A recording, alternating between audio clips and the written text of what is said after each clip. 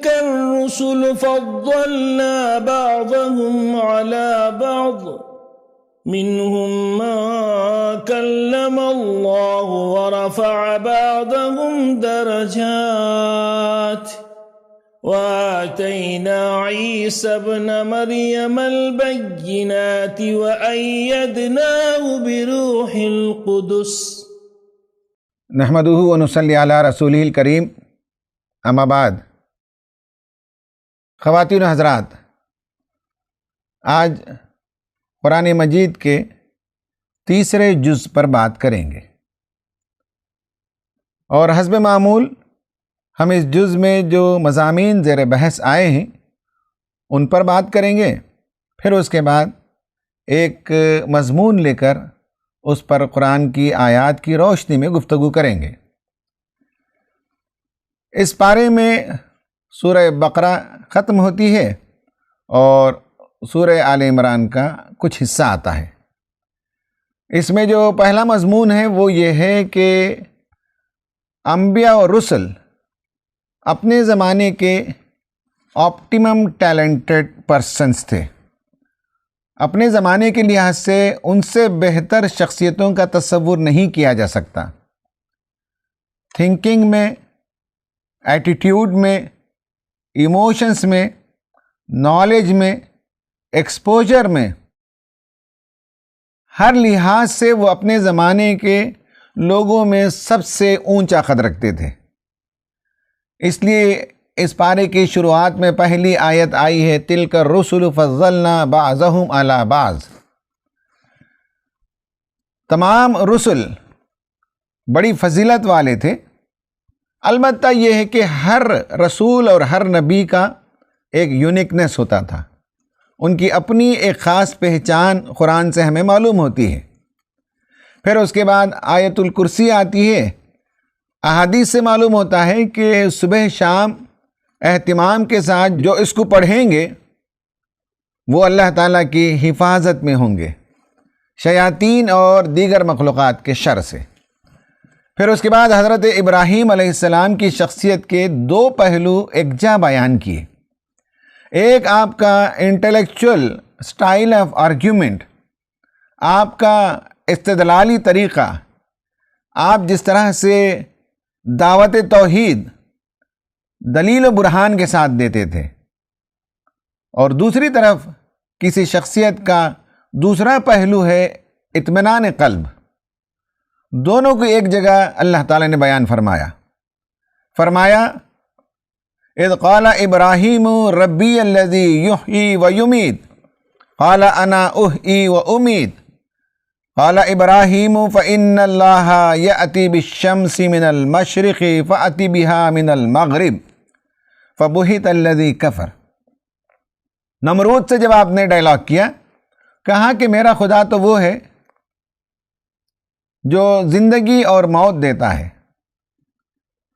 کم عقل بادشاہ نے کہا کہ یہ کام میں بھی کر سکتا ہوں، تو آپ نے کہا کہ میرا رب سورج کو مشرق سے نکالتا ہے، اگر تجھ میں بلب ہوتا ہو تو مغرب سے نکال دکھا۔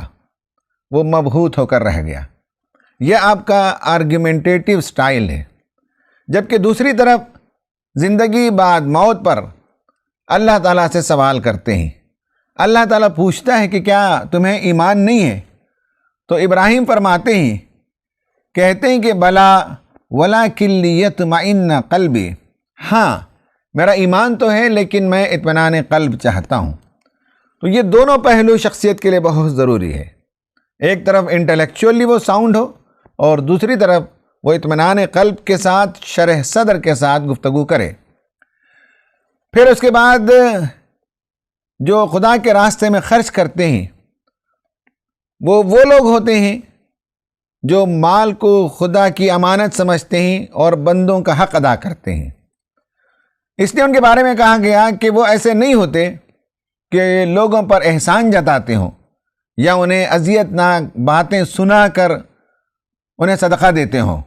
یا ایھا الذین آمنوا لا تبطلوا صدقاتکم بالمن والاذی، اے ایمان والو تمہارے اپنے صدقات کو باطل نہ کرو احسان جتا کر اور اذیت دے کر۔ پھر ایک اور شخصیت کی تصویر قرآن پیش کرتا ہے، وہ ربا کھانے والے، سود خور کے بارے میں۔ قرآن کہتا ہے کہ وہ پاگلوں کی طرح مال کے حرص و ہوس میں مبتلا ہوتے ہیں، انسین پرسنالٹی ان کی ہوتی ہے۔ قرآن کہتا ہے الذین یأکلون الربا لا یقومون الا کما یقوم الذی یتخبطہ الشیطان من المس۔ جو سود کے عادی ہوتے ہیں وہ کھڑے نہیں ہو سکتے سوائے اس طرح سے جس طرح سے کسی کو شیطان نے چھو کر باولا کر دیا ہو، خبط میں مبتلا کر دیا ہو، انسین کر دیا ہو، پاگل کر دیا ہو۔ قرآن یہ تصویر پیش کرتا ہے سود خوروں کے سلسلے میں، اس لیے کہ وہ انسانی ہمدردی سے خالی ہوتے ہیں، وہ حساسیت سے خالی ہوتے ہیں، وہ انسینسٹیو ہوتے ہیں، اس لیے ان کی تصویر پیش کی۔ پھر اس کے بعد سورہ بقرہ کے آخر میں کہا گیا کہ انسان اپنے اندرون کا بھی جائزہ لیتے رہے، اس لیے کہ اللہ تعالیٰ ظاہر کو بھی جانتا ہے اور اندرون کو بھی جانتا ہے۔ اور وَإِن تُبْدُوا مَا فِي أَنفُسِكُمْ أَوْ تُخْفُوهُ يُحَاسِبْكُمْ بِهِ اللَّهُ فَيَغْفِرُ لِمَن يَشَاءُ۔ تو اللہ تعالیٰ سب قیامت کے دن ظاہر و باہر کر دے گا، اس لیے اس سے مغفرت طلب کرتے رہنا چاہیے۔ اس کے بعد آل عمران سورت شروع ہوتی ہے، اس میں یہ بتایا گیا کہ کچھ لوگ ہمیشہ خرابیوں کی تلاش میں ہوتے ہیں، بحث و مباحثہ کرنے کے لیے یا کج بحثی کرنے کے لیے کوئی نہ کوئی ایجنڈا چاہتے ہیں۔ قرآن نے ان کے بارے میں کہا کہ فَأَمَّا الَّذِينَ فِي قُلُوبِهِمْ زَائِغٌ، ٹیڑھ ہے ان کے دلوں کے اندر، کجی ہے ان کے دلوں کے اندر۔ اور مومن ہمیشہ اس سے ڈرتا ہے کہ کہیں اس کے دل کے اندر ٹیڑھ نہ پیدا ہو جائے، وہ ہمیشہ سلامتی والے قلب کو پسند کرتا ہے، اس لیے وہ دعا کرتا ہے ربنا لا تزغ قلوبنا بعد اذ ہدیتنا وہب لنا من لدنک رحمہ۔ پھر اس کے بعد دولت کے سلسلے میں مومن کا کیا ایٹیٹیوڈ ہے وہ بحث آئی ہے۔ پھر بی بی مریم، حضرت عیسیٰ علیہ السلام اور بنی اسرائیل اور حضرت ابراہیم علیہ السلام کے واقعات کو بیان کیا گیا ہے۔ خواتین و حضرات، یہ ہے اس جز پر ایک سرسری نظر۔ اب ہم اس جز سے ایک مضمون کو لیتے ہیں اور اس پر تفصیل سے بات کریں گے۔ وہ سورہ آل عمران میں آیت نمبر 14 سے 18 تک ہیں۔ اس میں مال کے سلسلے میں، دنیاوی زندگی کے ساز و سامان کے سلسلے میں صحیح نقطہ نظر سے واقف کرایا گیا۔ اس کا بہت ڈیپ امپیکٹ ہیومن پرسنالٹی پر پڑتا ہے۔ یہ جو متاع دنیا ہے، دنیا کی زندگی ہے، دنیا کے ساز و سامان ہیں، دنیا کی دولت ہے، اس کے بارے میں ہمارا جو تھنکنگ پیٹرن ہوگا اس طرح سے ہمارا بیہیویئر ہوگا۔ اگر تھنکنگ پیٹرن کو چینج کیا جائے، صحیح طور پر اسے اورینٹ کر لیا جائے تو پھر بیہیویئر بھی صحیح ہوتا ہے۔ اور اکثر و بیشتر مال کے سلسلے میں صحیح نقطہ نظر لوگوں کے پاس پایا نہیں جاتا۔ ایمان ہی ہے جو صحیح نقطہ نظر دے سکتا ہے۔ ایمان سے عاری لوگ دولت اور دنیا کو سب کچھ سمجھتے ہیں۔ آئیے ان آیتوں کا مطالعہ کرتے ہیں۔ زُيِّنَ لِلنَّاسِ حُبُّ الشَّهَوَاتِ مِنَ النِّسَاءِ وَالْبَنِينَ وَالْقَنَاطِيرِ الْمُقَنطَرَةِ مِنَ الذَّهَبِ وَالْفِضَّةِ وَالْخَيْلِ الْمُسَوَّمَةِ وَالْأَنْعَامِ وَالْحَرْثِ ذَلِكَ مَتَاعُ الْحَيَاةِ الدُّنْيَا وَاللَّهُ عِندَهُ حُسْنُ الْمَآبِ۔ اور آگے آیتیں چلتی ہیں۔ اس آیت کا مطلب یہ ہے کہ لوگوں کے لیے مرغوبات نفس کو مزین کر دیا گیا ہے۔ ان میں سے بیویاں، بچے، سونے چاندی کے لگائے ہوئے ڈھیر، سدھائے ہوئے گھوڑے، مویشی اور کھیتیاں، یہ سب دنیا کا مال و متاع ہے۔ اور واقعہ یہ ہے کہ اللہ تعالیٰ کے پاس جو کچھ موجود ہے وہ بہترین ہے۔ اس میں معلوم ہوا کہ کچھ چیزیں انسان کو سب سے زیادہ مرغوب ہیں، سب سے زیادہ عزیز ہیں۔ ان میں دو کیٹیگریز کا ذکر کیا، ایک ریلیشن شپ اور دوسرا منی۔ ایک تعلقات، یعنی یہ کہ ہر انسان چاہتا ہے کہ اس کی بہترین خوبصورت بیوی ہو، اس کے بچے کیوٹ کڈس ہوں، اور اس کے بعد یہ کہا گیا کہ اس کے پاس بینک بیلنس ہو، اس کے پاس بہت اچھی سیلری کی نوکری ہو، ڈیشنگ کارز اس کے پاس موجود ہوں، اس کے پاس ایسیٹس موجود ہوں، اس کے پاس فارم ہاؤسز، لینڈ بینکس موجود ہوں۔ یہ آج کے زمانے کی جدید اصطلاحات میں نے آپ کے سامنے وہ باتیں بیان کی جو قرآن نے یہاں بتائی ہیں، لیکن صرف میں نے ٹرمینالوجی کو ماڈرنائز کیا۔ کہا کہ یہ دو چیزیں، یعنی رشتہ و پیوند اور مال و متاع۔ علامہ اقبال نے فرمایا، یہ مال و دولت دنیا، یہ رشتہ و پیوند، بتان وہم و گماں لا الہ الا اللہ۔ یہ بتان وہم و گماں ہیں، یہ دھوکے کی ٹٹی ہیں، یہ ناپائیدار ہیں، ان کے اندر بے ثباتی پائی جاتی ہے۔ جو انہیں اٹل سمجھتے ہوں، جو انہیں پائیدار سمجھتے ہوں، جو سمجھتے ہوں کہ ہمیشہ ان کے ساتھ یہ چیزیں رہیں گی، وہ متاع غرور ہے، بتان وہم و گماں ہے۔ حقیقت یہ ہے کہ توحید، اللہ تعالیٰ کی ذات، وہی ایک اٹل حقیقت ہے، اور اسی کی طرف انسانوں کو لوٹنا ہے۔ تو دنیا اور اس کی حیثیت جب انسان سمجھ جائے گا تو اس کی شخصیت صحیح طرز پر نشو و نما پائے گی، اور جو دنیا کی اس حقیقت کو نہیں سمجھے گا اس کی پرسنالٹی کے اندر ڈیفیکٹس باقی رہ جائیں گے۔ پھر اس کے بعد آگے آیتوں میں اللہ تعالیٰ نے بتایا کہ اس کے برعکس کیا میں تمہیں بتاؤں کہ اس سے بہتر کیا چیزیں ہیں، اور بندہ مومن جو آخرت اورینٹڈ ہوتا ہے، بتایا گیا کہ جنت، وہاں خدا تعالیٰ کی خوشنودی، اور پھر یہ پانے کے لیے ان کے اندر جو صفات ہوتی ہیں وہ یہ ہے کہ ایک تو اللہ تعالیٰ سے وہ ہمیشہ ڈرتے رہتے ہیں، دعا کرتے رہتے ہیں، اپنے گناہوں کی مغفرت چاہتے ہیں، اور نار جہنم سے وہ پناہ چاہتے ہیں۔ پھر الصابرین والصادقین والقانتین والمنفقین والمستغفرین بالاسحار، یہ ان کی صفات کا تذکرہ کیا گیا۔ جو دنیا کو سب کچھ نہیں سمجھتے، وہ صبر کرنے والے، سچائی کو ماننے والے، خدا کے آگے اطاعت اختیار کرنے والے، خدا کے راستے میں انفاق کرنے والے، اور تہجد کے وقت اٹھ کر خدا کے حضور استغفار کرنے والے، یہ شخصیت کی تصویر پیش کی گئی، یہ مومن شخصیت کے اوصاف بیان کیے گئے۔ تو اس طرح سے ان آیتوں میں یہ بتایا گیا کہ دنیا کے مال و متاع کے سلسلے میں صحیح نقطہ نظر اپنانا چاہیے۔ یہ جو دنیا کو لے کر، دنیا کے مال و متاع کو لے کر، پروویژنس آف لائف کو لے کر جو نقطہ نظر ہوتا ہے، اس کے لحاظ سے پرسنالٹیز کی 8 کیٹیگریز ہیں۔ میں وہ 8 کیٹیگریز کے لوگوں کی تصویر آپ کے سامنے پیش کروں گا۔ آپ تلاش کیجئے کہ کہیں آپ کی تصویر ان تصویروں سے مماثل تو نہیں ہے۔ پھر آگے انشاءاللہ ہم بات کریں گے کہ ہمیں کورس کریکشن کیسے کرنا چاہیے۔ نمبر 1 یہ ہے کہ فائنانشیل پرسنالٹی، منی پرسنالٹی جسے کہتے ہیں، ان میں ہورڈرز ہوتے ہیں، یعنی کنجوس لوگ ہوتے ہیں، بخیل لوگ ہوتے ہیں۔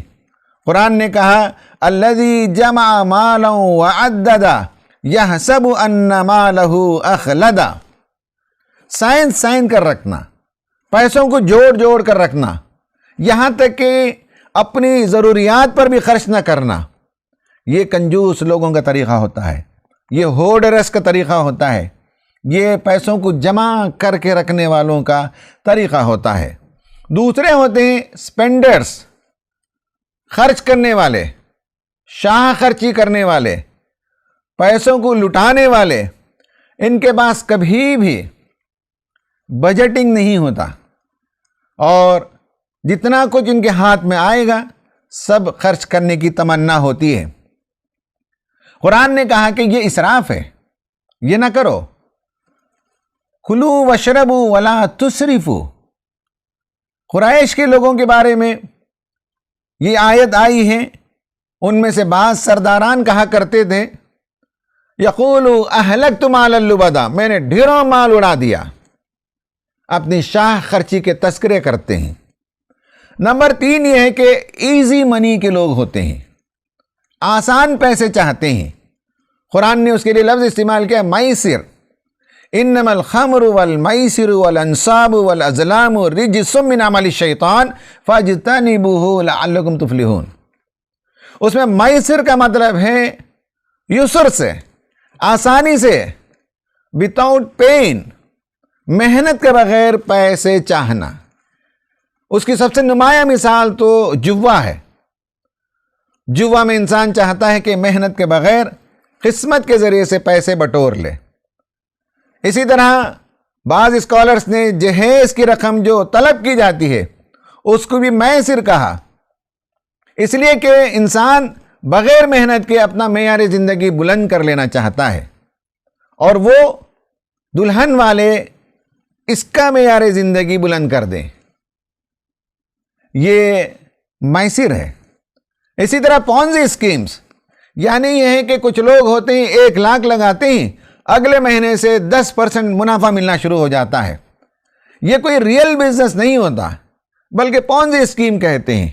یہاں لوگ دوڑ لگاتی ہیں پیسے لگانے کے لیے، اور بغیر محنت کے کثیر منافع مل جائے، اور کبھی حساب کتاب نہیں دیکھنا چاہتے، بس نفع مل جائے، یہ بھی میسر ہے۔ اور اسی طرح چیٹنگ کر کے جو پیسے کماتے ہیں، دھوکہ دھڑی کے ذریعے سے جو پیسے کماتے ہیں، وہ سب میسر والے ہیں۔ نمبر 4 ہیں، وہ ہیں امیسرس، یعنی دولت جمع کرنا، ہر طریقے سے جمع کرنا، اور انہیں معلوم ہے کہ وہ اسٹرینتھ ہے، وہ پاور ہے، اس کے ذریعے سے ہر چیز کو خریدا جا سکتا ہے، حکومتوں کو خریدا جا سکتا ہے، بینکوں کو خریدا جا سکتا ہے، یا یہ کہ دھوکہ کے ذریعے سے جو ریئل ویلیو نہ ہو وہ لوگوں کے سامنے پیش کر کے شیئر مارکیٹ کو بڑھا کر بھی لوگ اپنے ایسیٹ میں اضافہ کرتے ہیں، یہ قارونیت ہے۔ اور قرآن نے کہا قارون کے بارے میں وَآتَيْنَاهُ مِنَ الْكُنُوزِ، یعنی یہ کہ ہم نے اسے ڈھیر سارا خزانہ عطا کیا تھا۔ آج کے زمانے کے قارون بھی ایسے ہوتے ہیں جو حلال حرام صحیح غلط ہر طریقے سے چاہتے ہیں کہ وہ بلینئرز کی لسٹ میں ٹاپ کرتے چلے جائیں۔ نمبر 5 وہ ہوتے ہیں بنجرز۔ ان کا یہ طریقہ ہوتا ہے کہ پیسے جماتے ہیں تھوڑا تھوڑا سا، اور جیسے ہی کچھ زیادہ پیسے ان کی ضروریات سے جمع ہو جائے فوراً وہ خرچ کرنا شروع کرتے ہیں۔ اور یہ وہ لوگ ہوتے ہیں جن کے بارے میں قرآن کہتا ہے یہ مبذر ہیں۔ جیسے آج ہمارے عام سماج میں شادیوں کو دیکھ سکتے ہیں کہ جمع کرتے رہتے ہیں اور شادی میں لا کر خرچ کر دیتے ہیں، بے تحاشا لٹا دیتے ہیں۔ ان المبذرین کانوا اخوان الشیاطین، قرآن نے کہا کہ یہ تبذیر کرنے والے، یہ ایکسٹرا ویگنزا کرنے والے، یہ اسپینڈ تھرفٹی لوگ شیطان کے بھائی ہیں۔ نمبر 6 منی وریئرز، ہمیشہ پیسوں کی فکر اور اسی کو لکھتے رہنا، اسی کو کاؤنٹ کرتے رہنا، اسے اضافہ کرنے کی فکر میں رہنا، اور ضرورت یا بلا ضرورت لوگوں سے مانگتے پھرنا، یہ سب جو ہے منی وریئرز ہوتے ہیں۔ سود خور کے بارے میں بھی یہی کہا کہ پیسوں کی اسے ایسی تمنا، پیسوں کی اسے فکر، صبح شام اسی کے لکھنے پڑھنے میں وقت گزارتا ہے، اور جن جن کو اس نے لینڈنگ کیا ان سب کے پاس جا جا کر ہر دن کا حساب کرتے رہتا ہے، دیوانگی اس پر طاری ہو جاتی ہے۔ کبھی پیسے رکھ کر منی وریئرز ہوتے ہیں، کبھی پیسے کے بغیر منی وریئرز ہوتے ہیں۔ نمبر 7 وہ ہوتے ہیں رسک ٹیکرز، کہ کچھ لوگ رسک لینے کے عادی ہوتے ہیں، اور صحیح بھی ہو سکتا ہے اور غلط بھی ہو سکتا ہے، لیکن رسک لیتے ہیں، اور اس رسک کے نتیجے میں کبھی رزلٹ ملتا ہے، پروفٹ ملتا ہے، اور کبھی لاس ہوتا ہے۔ اور آخر میں 8ویں نمبر پر رسک ایوائڈرز ہوتے ہیں، یعنی یہ ہے کہ وہ کسی قسم کا رسک نہیں لینا چاہتے۔ ان کے بارے میں اگر آپ جاننا چاہیں تو قرآن میں ایک آیت ہے جو لمبی ہے، قُلْ إِنْ كَانَ آبَاؤُكُمْ وَأَبْنَاؤُكُمْ، وہاں یہ بتایا گیا کہ کچھ لوگوں کے لیے مال و دولت بہت عزیز ہوتے ہیں اور وہ رسک نہیں لینا چاہتے اس میں کوئی گھاٹا ہو جائے، تو مال و دولت کو بچانے کے لیے وہ خدا، اس کے احکام رسول اس کی دعوت اور خدا کے راستے میں جد و جہد اور اس کے تقاضوں سے اپنے آپ کو بچاتے ہیں، اس لیے کہ اس میں لگانے کے نتیجے میں پیسوں کا نقصان ہو جائے گا، تو رسک ایوائڈرز ہوتے ہیں۔ یہ 8 قسم کی پرسنالٹیز ہیں، اور میں نے قرآن کے حوالے سے ان تمام پرسنالٹیز کو آپ کے سامنے پیش کیا۔ اب آپ جائزہ لے کر دیکھیے کہ آپ کا شمار کس میں ہوتا ہے۔ ایک صاحب ایمان مومن کے لیے یہ زیب نہیں دیتا کہ وہ ان 8 کیٹیگریز میں اپنا نام شامل کرے۔ اس کی کیٹیگری 9ویں کیٹیگری ہوتی ہے، وہ ان 8 میں شامل نہیں ہوتا۔ اس کی فائنانشیل پرسنالٹی وہ ڈیفرنٹ ہوتی ہے، اس لیے کہ پیسوں کے سلسلے میں اس کا نقطہ نظر ایک الگ نقطہ نظر ہے۔ پہلے یہ سمجھ لیجئے کہ لفظ متاع، ذالک متاع الحیات الدنیا، یہ متاع کیا چیز ہے، قرآن نے اسے کیسے استعمال کیا۔ حضرت آدم کو دنیا میں بھیجتے ہوئے اللہ تعالیٰ نے کہا وَلَكُمْ فِي الْأَرْضِ مُسْتَقَرٌّ وَمَتَاعٌ إِلَىٰ حِينٍ، دنیا میں تم جاؤ، وہ تمہارا مستقر ہے، وہ تمہارا ایبورڈ ہے، وہاں تم زندگی بسر کرو گے، اور دنیا میں جینے کے لیے جو کچھ تمہیں دیا جائے گا ایک وقت مقررہ تک وہ متاع ہے۔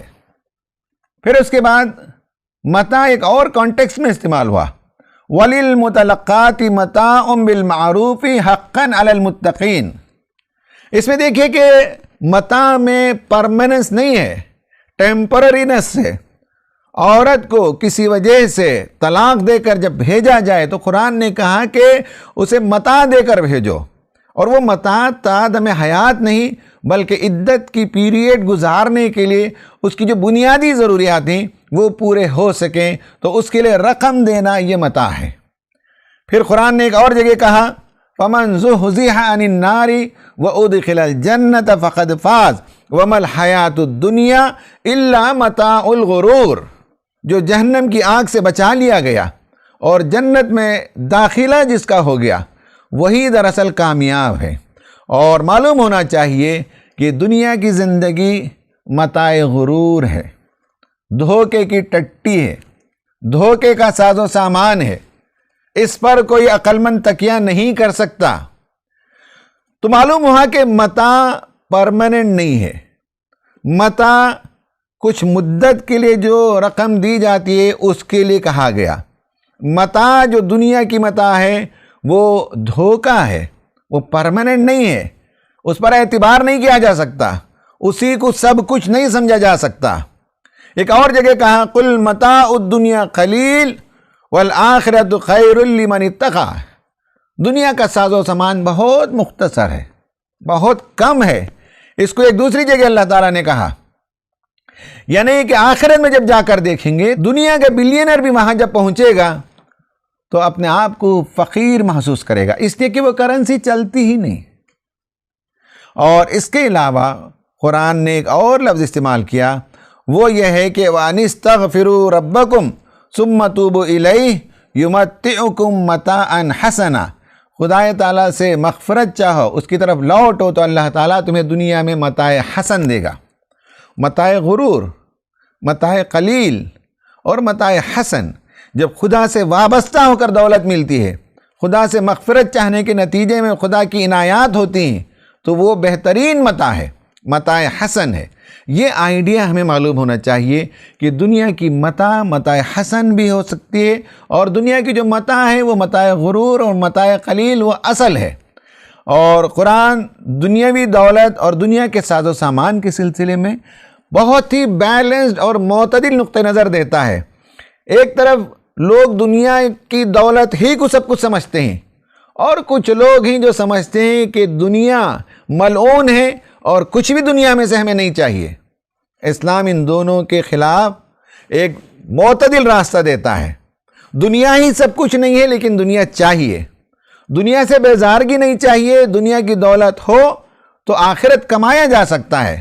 وَابْتَغِ فِي مَا آتَاكَ اللَّهُ الدَّارَ الْآخِرَةَ، اللہ نے جو کچھ دیا ہے اس سے آخرت کا گھر بناؤ۔ دولت نہ ہو تو آدمی زکوٰۃ کیسے دے گا؟ دولت نہ ہو تو حج پر کیسے جائے گا؟ دولت نہ ہو تو انفاق کیسے کرے گا؟ دولت نہ ہو تو غریبوں کی کیا خدمت کرے گا؟ تو اس لیے اسلام کا نقطہ نظر یہ ہے کہ دنیا کی دولت دنیاوی زندگی کے قیام کے لیے ضروری ہے۔ وَلَا تُؤْتُوا السُّفَهَاءَ أَمْوَالَكُمُ الَّتِي جَعَلَ اللَّهُ لَكُمْ قِيَامًا، نادان یتیم بچوں کے حوالے رقم نہ کرو جب تک کہ وہ عقل کو پہنچ نہ جائیں، اس لیے کہ دنیا کی زندگی کا قیام مال و متاع پر ہے۔ پھر کہا کہ وَلَا تَنْسَ نَصِيبَكَ مِنَ الدُّنْيَا، دنیا سے اپنا حصہ نہ بھولو، آخرت کا گھر بناؤ لیکن دنیا میں اپنا حصہ فراموش نہ کرو۔ دعا کرو ربنا آتنا فی الدنیا حسنہ وفی الآخرۃ حسنہ، دنیا بھی اچھی دے پروردگار اور آخرت بھی اچھی دے۔ یہ ہے دنیا کے بارے میں اسلام کا نقطہ نظر، اور جو کچھ اللہ تعالیٰ دے وہ اپنی ضرورت کے علاوہ جتنا کچھ انسان کے پاس ہے وہ خدا کے بندوں پر خرچ کرے۔ وَآتَ الْمَالَ عَلَىٰ حُبِّهِ ذَوِي الْقُرْبَىٰ وَالْيَتَامَىٰ وَالْمَسَاكِينِ، مال و دولت سے محبت ہوتے ہوئے خدا کی محبت میں یتیموں، غریبوں، مسکینوں پر انسان خرچ کرے۔ اور جو لوگ پیسے سائن کر رکھتے ہیں، جب موت کا جھٹکا لگتا ہے اس وقت وہ کہتے ہیں فَيَقُولُ رَبِّي لَوْلَا أَخَّرْتَنِي إِلَىٰ أَجَلٍ قَرِيبٍ فَأَصَّدَّقَ وَأَكُن مِّنَ الصَّالِحِينَ، پروردگار موت کو کچھ دیر کے لیے ٹال دے، جو میرے پاس مال و دولت جمع کر کے رکھی گئی ہے میں اسے صدقہ کروں۔ جو مال و دولت انسان کو ملے اعتدال کے ساتھ وہ صرف کرنا چاہیے، اسراف نہ کرے۔ وَلَا تُبَذِّرْ إِنَّ الْمُبَذِّرِينَ كَانُوا إِخْوَانَ الشَّيَاطِينَ۔ تو مال و متاع اور دنیاوی ساز و سامان اس کے سلسلے میں اسلام کا نقطہ نظر بہت واضح ہے، اور قرآن بتاتا ہے کہ یہ سب پلیجرز آف ورلڈلی لائف ہیں، یہ دراصل انجوائمنٹس ہیں، انہی کو سب کچھ نہیں سمجھنا چاہیے۔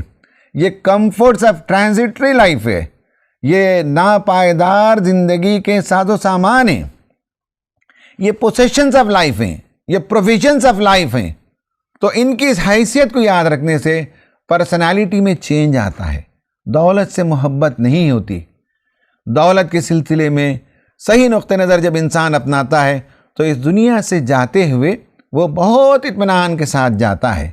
دنیا میں وہ اسراف نہیں کرتا، وہ میٹیریلسٹ نہیں ہوتا، وہ کنزیومرزم کا شکار نہیں ہوتا۔ اس درس کے اختتام پر کی انفرنس یہی ہے، آپ سے یہ سوال ہے کہ آپ مال و دولت کو لے کر کیا نقطہ نظر رکھتے ہیں؟ کیا ان 8 کیٹیگری میں آپ کا شمار ہوتا ہے؟ اگر ہوتا ہے تو کورس کریکشن کرنے کی ضرورت ہے۔